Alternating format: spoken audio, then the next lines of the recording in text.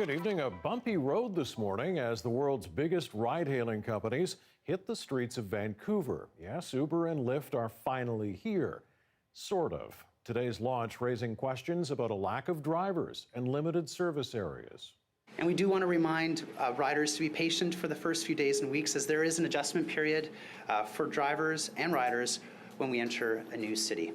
Really what we're doing today is matching our operating region with the number of drivers that we have on the platform.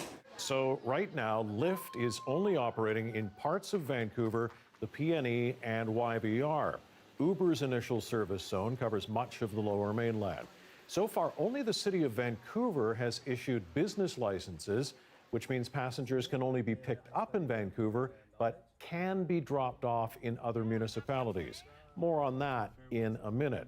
First, the CBC's Tina Lovegreen puts ride-hailing to the test on day one.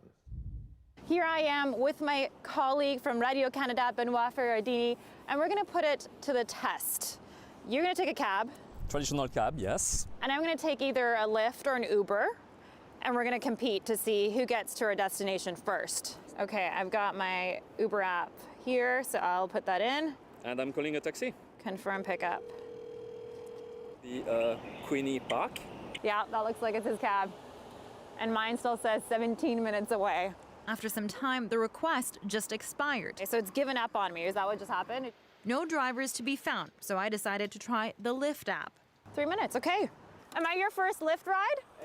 Not really. Not really? Okay. Tough getting an Uber, but the company says it's because there aren't enough drivers because of those Class 4 license requirements. It creates barriers for people who would be otherwise safe drivers, but who now have to go through a many month-long process. My driver says he didn't find the test too hard. You aced your test. Yes. But because of the lack of drivers, Lyft has decided to limit its operations to just parts of Vancouver and the airport. We are going to be looking to expand our region as soon as we have more and more drivers on the platform. Whereas Uber is servicing a much bigger area.